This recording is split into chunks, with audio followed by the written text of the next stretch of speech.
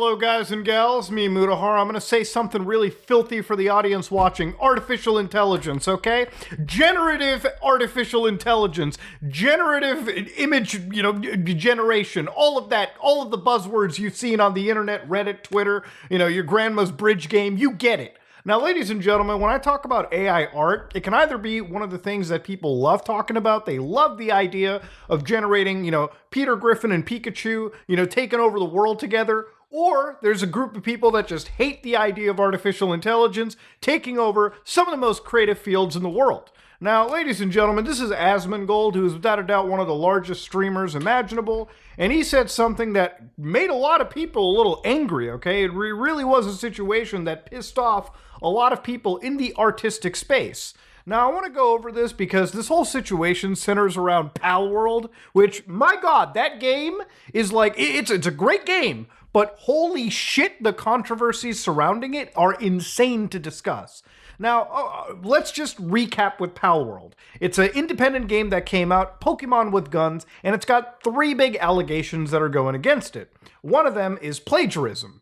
Did they basically plagiarize the designs from Nintendo? Or, even the fan community? Some would say, yeah. Some would say maybe it's heavily inspired. We can't say yes or no until they're taken to court.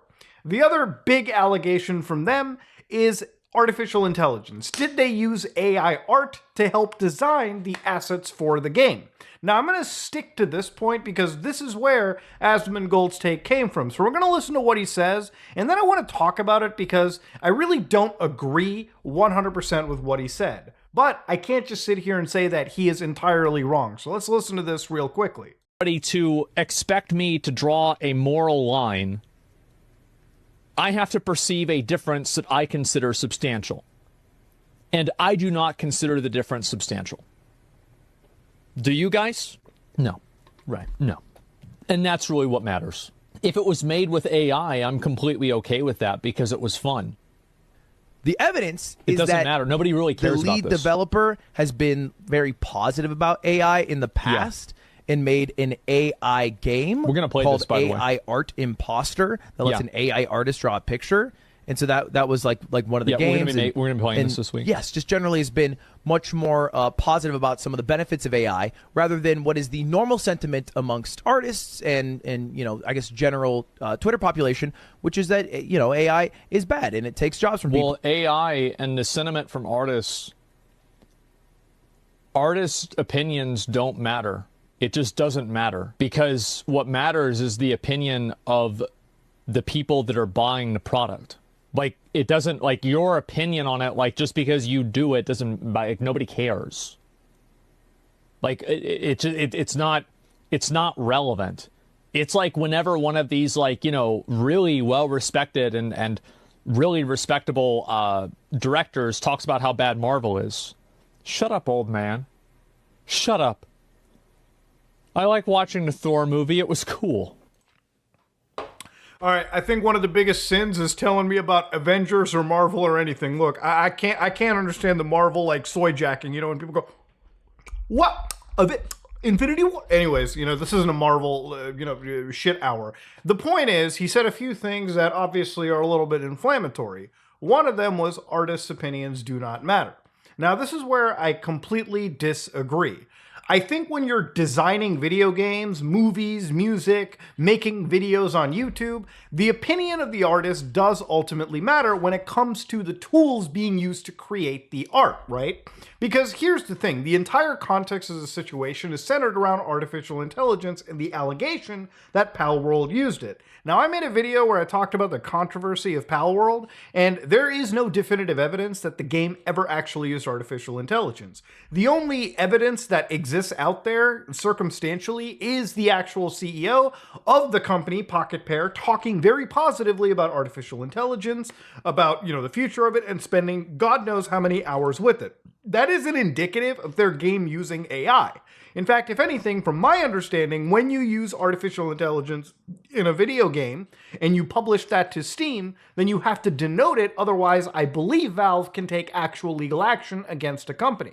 So anyways, beyond all of that, artificial intelligence wasn't proven, but the point that Asmongold was saying is, as a consumer, okay, as somebody that consumes, all right, underneath the system that we live in, it doesn't matter, because if the game is good and people enjoy it, then most people do not care about the ethicalities of the game during its production. So most people who are playing this game probably don't give a flying fuck about artificial intelligence, is exactly what Asmongold is saying. Now, on a very, very realistic level, he's not wrong. Artificial intelligence, for the general average population, they don't even know, nor do they care. See, here's the thing about video game development.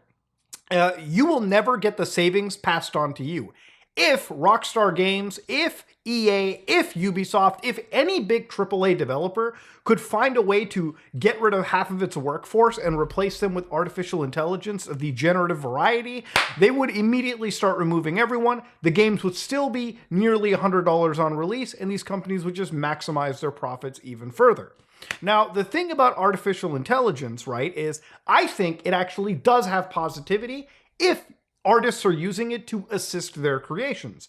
Imagine creating an open world like Grand Theft Auto 7, right? When that's coming out. GTA 6, it's been in development for too long, to the point where I don't think they have anything generative inside it. But to expect that GTA 7 won't have any AI-generated components would be outlandish. Imagine creating a world where instead of having 10 or 15 lines being repeated by, citizens in the world, you could generate 200 to 300 lines of flavor voice dialogue across a city. And look, at the end of the day, even if you have a video game where flavor features, flavor text, text that occasionally pops up 2-3 minutes out of a 70-hour play session, again, just to add variety in a general sense, is something that I think most publishers are going to be doing. Most developers are going to be toying around with. In that way, I don't think that artificial intelligence is necessarily taking away jobs. I don't think there's any writer in the world that is looking forward to generating hundreds, if not thousands, of flavor text lines if they could focus their efforts on things that most players are going to see and let the AI kind of handle the other, chunk of a game that, players are going to see here and there in a very tiny way. It's kind of like Photoshop too. Photoshop has a lot of AI tools now, and so for a lot of actual artists, having an artificial intelligence tool that you can just tell, hey, get rid of the background, add some sky, do some of the grunt work for me, that would be great. As somebody that makes YouTube content, I would love if, when I'm doing these 30 to hour-long videos, if I needed to do things like voiceovers, I would love to type a quick line and have a computer generate a voiceover and just slap that into my timeline so I can save some time and over, the course of an edit, save myself several hours. But these are things that I feel could be used to assist developers. The thing about artificial intelligence when designing entire assets is, yes, in a way, it can take away the entire, it can take away jobs from actual artists, right? And here's my real thing about it too. It's not even just the job aspect. It's the fact that these artificial intelligences are used, the way that they work is they're trained off of data that belongs to artists themselves. Now, I know that people are going to say, what about human beings that get inspired looking at somebody's art? I think there's a bit of a difference. There's a sentient difference. Human beings interpret what they see differently between each other. And when it comes to these, AI generators, these, GANs, these adversarial networks, I feel like a lot of them are literally designed to just one-by-one copy. Even if I saw the Mona Lisa today, I don't have the skills to replicate that by hand. Artificial intelligence can literally do the copy-paste job. The entire skill aspect is completely taken out, and when artificial intelligence is trained off of one artist's style, that artist could be put out of a job if their style is replicated so well that instead of people going to commission them, they just go to the artificial intelligence and build what they want using that person's unique style. Again, I know that there's going to be a lot of debate around this, but I understand that artificial intelligence is already here. Look, at the end of the day, the AI genie in a bottle has already escaped. Gaming companies are going to use them. Movie studios are going to use them. Writers are going to be using them. And we're at a point where people who argue about this stuff often don't stand up for each other. You know, you got voice actors who are threatened to be replaced by artificial intelligence. I don't see anybody really standing up for them to the same capacity as somebody who works in the writer's room, right? For like a television show or a movie. And same with artists. There's so much fragmentation in this fight that ultimately AI is going to win, right? And artificial intelligence is technology, and you can't just stop technology. Look, at the end of the day, the tools to use this artificial intelligence is laying on thousands of GitHub repositories that takes anybody minutes to source, download, get running, and basically use right locally on their system. You are never going to get rid of it. You have to learn that AI exists, and maybe we need laws that are designed to help make sure that it properly allows us to credit artists whose